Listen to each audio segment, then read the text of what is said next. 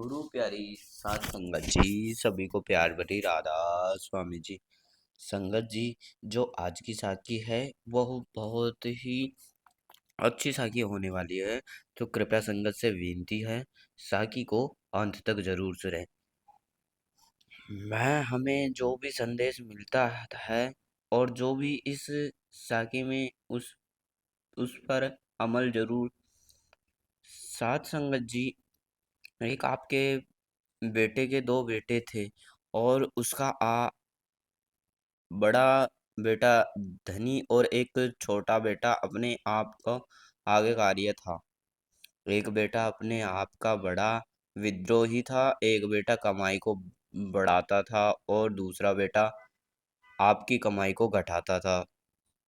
अंत में उसके पास इन दोनों बेटों को अलग कर देने की सिवाय और कोई उपाय नहीं रहा था। तो धन दौलत जमीन जायदाद घर बार सब कुछ दोनों बेटों में बराबर बांट दिया।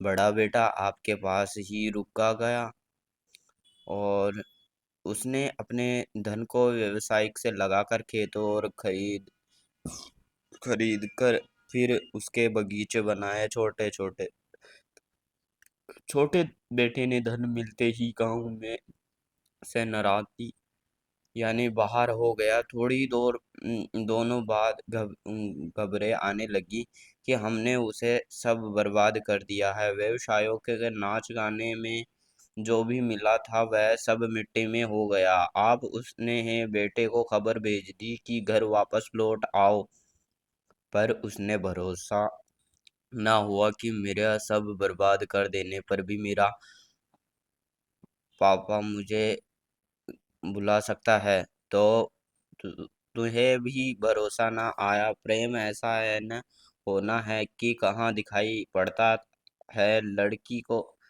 लड़के को भी भरोसा नहीं आया कि उसका पापा उसे वापस घर बुला रहा है। लेकिन अब वह दिन हो गया।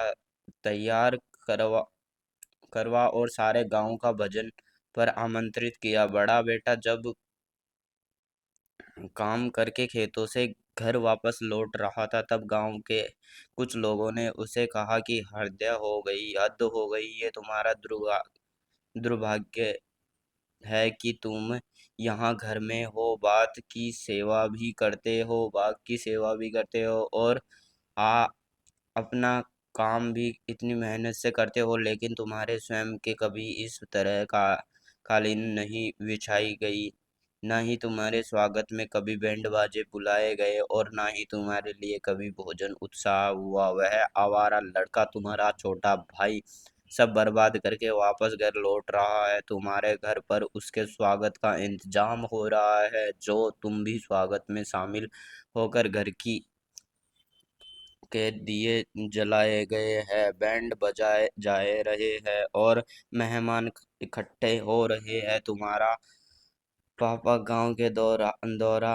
पर अपने आवारा बेटे की प्रतीक्षा कर रहा है। यह सुनकर बड़े बेटे को भी दुख हुआ और उसने अंदर चोट भी लगी।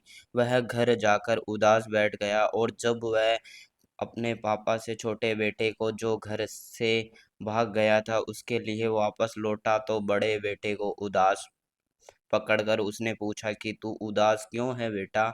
उसने बड़े बेटे ने कहा, पिताजी, उदासी स्वाभाविक है, मेरा कभी कोई स्वागत नहीं हुआ। मैं अपनी सेवा आपकी सेवा कर रहा हूँ, मैं आपके धन का काम कर रहा हूँ। आपने मुझे जितना धन दिया उसे 4 गुना मैंने कर दिया और यह आवारा बेटा सब बर्बाद करके लौटा आया है। तब भी आप इस स्वागत धूमधाम से कर रहे हो। तो आपने अपने बड़े बेटे को कुछ बातें कही। उसके पापा ने उसके बड़े बेटे से कुछ बातें कही और समझना योग है। गुरु प्यारी साथ संगत जी, हम भी बाबा जी ने कुछ इस प्रकार ही समझाया था। तो इस साखी का जो निचोड़ है वह आगे इन दोनों बेटों का आप समझ ही जाओगे, तो इस पर आप जरूर अमल किया कीजिए। तो आपने उसके पापा ने बड़े बेटे को प्रेम कमाने वाला में और गैर कमाने वाले में फर्क नहीं करता। प्रेम अंधा होता है। प्रेम जो निकट है उसके प्रति तो अव्यवस्थित है, जो दूर चला गया उसके पास लाने की कोशिश करता है। और तुम मेरे पास तो ठीक ठाक हो, इसलिए तुम्हारे लिए किसी विशेष उत्सव रखना की मुझे जरूरत नहीं पड़ी। तुम्हारे लिए तो मेरा आशीर्वाद प्रतिपल चल रहे हैं, लेकिन जो भटक गया है उसके लिए विशेष आयोजन की जरूरत है, तभी वह स्वयं स्वस्थ हो सकेगा। कि ठीक है, वैसे जैसे कहते हैं कि कोई गडरिया साहा को घर लौटता हो अपनी बीड़ी को लेकर और भेड़ों को लेकर, और अचानक वह पता है कि उसकी एक भेड़ खो गई है, तो वह हजार भेड़ों को भी वहीं जंगल के अंधेरे में छोड़कर उस एक भेड़ को खोजना निकल जाता है। वह हजार की चिंता नहीं करता इसका क्या होगा, लेकिन जो एक भेड़ गई है उसने लेने निकल जाता है। और जब वह एक भेड़ उसे मिल जाती है तो भटकी हुई उसे भेड़ों को भी वह अपने कंधे पर रखकर वापस लौटता है। प्रेम महत्वाकांक्षी नहीं, यही बात मैं तुमसे कहता हूँ। प्रेम की कोई मांग नहीं, हमारा असली आप देव परमात्मा भी कुछ ऐसे ही हम बिछड़े हुए आत्माओं को भी ऐसे प्रेम पूर्वक रास्ता दिखाया है, जो रहे रूहानी मार्ग से भटक जाते हैं या बढ़ जाते हैं, उनको अपने साथ अपने सच्चे घर ले जाने के लिए वह भगवान मनुष्य के बीच में एक गुरु को भेजता है।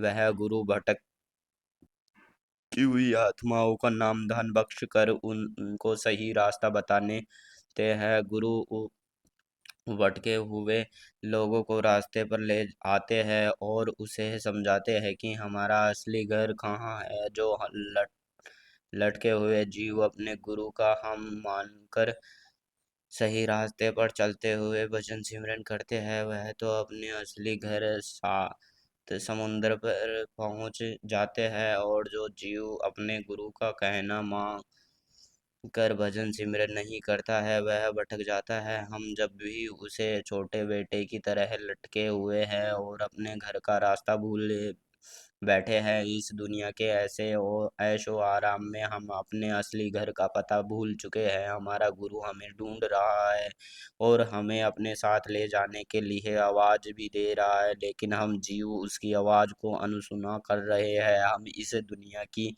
ऐशो आराम में इतने मगन हो गए हैं कि हमें उसकी आवाज सुनने नहीं देती। हमें चाहिए कि हम अपने गुरु के हम में रहकर भजन सिमरन करें और अपने निजी का आवाज उस बस पहुँच सके, जहाँ हमारे पिता हमारे स्वागत के लिए दोपहर द्वार पर हमेशा इंतजार कर रहा है। तो गुरु प्यारी साध संगत जी, यह बाबा जी की यह साखी बहुत ही शॉर्ट तरीके से समझाई थी।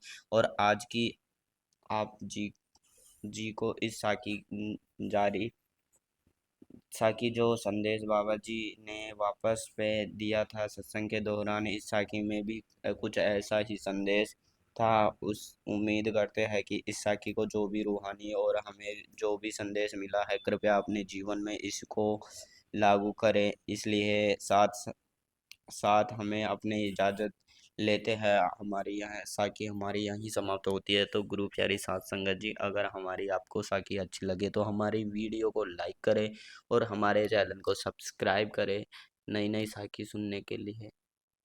राधा स्वामी जी।